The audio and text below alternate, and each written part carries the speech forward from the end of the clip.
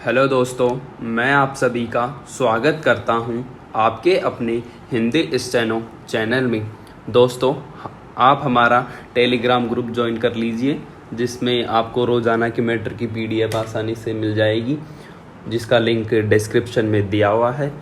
तो अब dictation start करते हैं। डिक्टेशन स्टार्ट होगी 5 सेकंड बाद। स्टार्ट।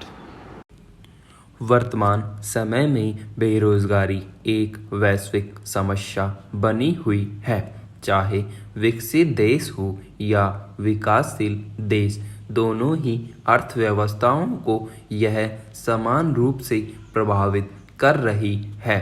भारत जैसी विकासशील अर्थव्यवस्था में तो यह विस्फोटक रूप धारण किए हुए है। भारत में इसके प्रमुख कारण जनसंख्या वृद्धि, पूंजी की कमी आदि है। यह समस्या आधुनिक समय में युवा वर्ग के लिए अत्यधिक निराशा का कारण बनी हुई है।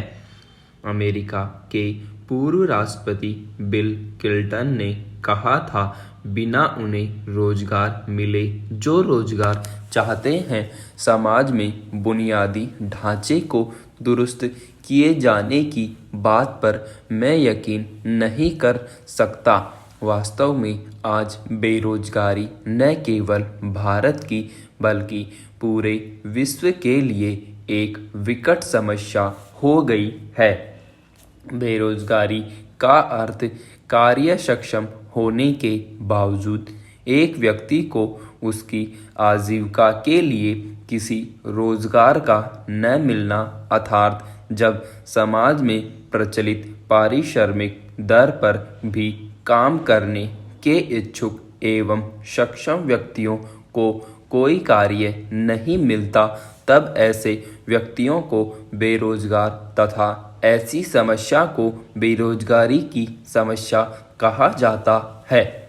राष्ट्रीय प्रतिदर्श सर्वेक्षण संगठन ने बेरोजगारी को इस प्रकार से परिभाषित किया है, यह वह अवस्था है जिसमें काम के अभाव में लोग बिना कार्य के रह जाते हैं। ये कार्यरत व्यक्ति नहीं हैं, किंतु रोजगार कार्यालयों, मध्यस्थों, मित्रों, संबंधियों आदि के माध्यम से या संभावित रोजगार दाताओं को आवेदन देकर या वर्तमान परिस्थितियों और प्रचलित मजदूरी दर पर कार्य करने की अपनी इच्छा प्रकट कर कार्य तलाशते हैं। रोजगार के अभाव में व्यक्ति असहाय हो जाता है। ऐसे में अनेक प्रकार के अवसाद उसे घेर लेते हैं। फिर तो न चाहते हुए भी कई बार वह ऐसे कदम उठा लेता है जिसकी कानून अनुमति नहीं देता है। भारत में बेरोजगारी के आंकड़े के स्रोत भारत की जनगणना रिपोर्ट, राष्ट्रीय प्रतिदर्श सर्वेक्षण संगठन, केंद्रीय सांख्यिकी संगठन की रोजगार एवं बेरोजगार संबंधी रिपोर्ट तथा रोजगार और प्रशिक्षण महानिदेशालय के रोजगार कार्यालय में पंजीकृत आंकड़े हैं। राष्ट्रीय प्रतिदर्श सर्वेक्षण संगठन के द्वारा वर्ष 2019 में जारी आंकड़ों के अनुसार वित्त वर्ष 2017-18 के दौरान देश में बेरोजगारी की दर 6.1% है, जो विगत 45 वर्षों में सर्वाधिक है। आंकड़ों के अनुसार महिलाओं की अपेक्षा पुरुषों में बेरोजगारी की दर अधिक है। देश स्तर पर महिलाओं की बेरोजगारी दर जहां 5.7% है, वहीं पुरुषों में यह दर 6.2% है। इस संदर्भ में शहरों की हालत गांवों की अपेक्षा निम्न है। शहरों में बेरोजगारी की दर गांवों की तुलना में 2.5% अधिक है। जहां शहरों में 7.8% शहरी युवा बेरोजगार हैं, वहीं गांवों में यह आंकड़ा 5.3% है। संरचनात्मक बेरोजगारी औद्योगिक क्षेत्रों में संरचनात्मक परिवर्तनों के परिणाम स्वरूप उत्पन्न होने वाली बेरोजगारी को संरचनात्मक बेरोजगारी कहते हैं। संरचनात्मक बेरोजगारी दीर्घकालीन होती है। मूलतः भारत में बेरोजगारी का स्वरूप इसी प्रकार का है। अल्प रोजगार, इसके अंतर्गत ऐसे श्रमिक आते हैं जिनको थोड़ा बहुत काम मिलता है, जिनके द्वारा वे कुछ अंशों तक उत्पादन में योगदान देते हैं, किंतु इनको अपनी क्षमता के अनुसार काम नहीं मिलता। इसमें कृषि में लगे श्रमिक भी आते हैं, जिन्हें करने के लिए काम कम मिलता है।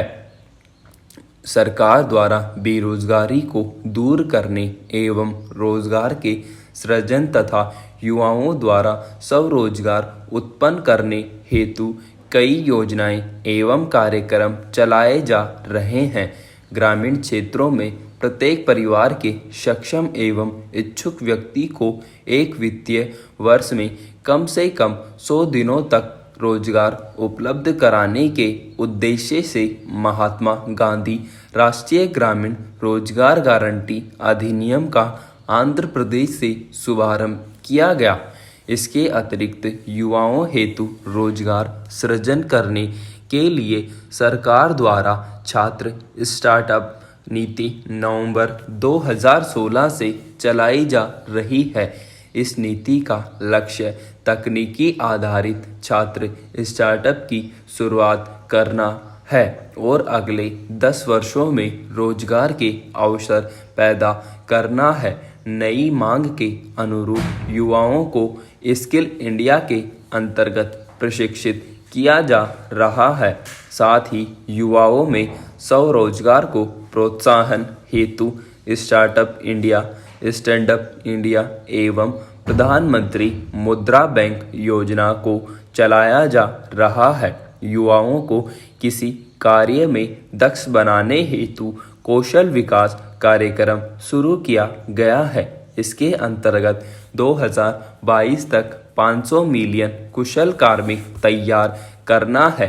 प्रधानमंत्री युवा योजना संचालित है, जिसके अंतर्गत 2016 से 2021 तक की अवधि में 7 लाख से अधिक प्रशिक्षुओं को उद्यमशीलता का प्रशिक्षण दिया जाएगा। इसके अतिरिक्त make in India, Deendayal Upadhyay Shramev Jayate कार्यक्रम संचालित किए गए हैं। इसके साथ ही भारत के युवाओं को रोजगार एवं स्वरोजगार हेतु प्रधानमंत्री युवा रोजगार योजना 2019 तथा प्रधानमंत्री स्वरोजगार योजना 2020 की शुरुआत की गई है। साथ ही देश में बेरोजगारी कम करने तथा स्वरोजगार को बढ़ाने हेतु 12 मई 2020 को घोषित आत्मनिर्भर भारत अभियान के तहत व्यापक प्रावधान किया गया है। जनसंख्या वृद्धि दर पर नियंत्रण कर शिक्षा प्रणाली में व्यापक सुधार करते हुए व्यावसायिक एवं व्यावहारिक शिक्षा पर बल देकर कुटीर उद्योगों को बढ़ावा देकर एवं औद्योगिकरण द्वारा रोजगार के अधिक अवसर सृजित कर हम बेरोजगारी की समस्या का काफ़ी हद तक समाधान कर सकते हैं। महात्मा गांधी ने कहा था, भारत जैसा विकासशील देश लघु एवं कुटीर उद्योगों की अनदेखी कर विकास नहीं कर सकता। ग्रामीण क्षेत्र के लिए अनेक रोजगारोन्मुख योजनाएं चलाए जाने पर बेरोजगारी की समस्या का पूर्ण समाधान नहीं हो रहा है। ऐसी स्थिति में कई कारण हैं। कभी कभी योजनाओं को तैयार करने की दोषपूर्ण प्रक्रिया के कारण इनका क्रियान्वयन ठीक से नहीं हो पाता या ग्रामीण ग्रामीणों के अनुकूल नहीं हो पाने के कारण भी कई बार ये योजनाएं कारगर सिद्ध नहीं हो पाती। प्रशासनिक कमियों के कारण भी योजनाएं या तो ठीक ढंग से क्रियान्वित नहीं होती या ये इतनी देर से प्रारंभ होती हैं कि इनका पूरा लाभ ग्रामीणों को नहीं मिल पाता। इसके अतिरिक्त भ्रष्ट शासन तंत्र के कारण जनता तक पहुंचने से पहले ही योजनाओं के लिए निर्धारित राशि में से 2/3 तक राशि बिचौलिए खा जाते हैं। फलतः योजनाएं या तो कागज तक ही सीमित रह जाती है या फिर वे पूर्णतः निरर्थक सिद्ध होती हैं। विराम।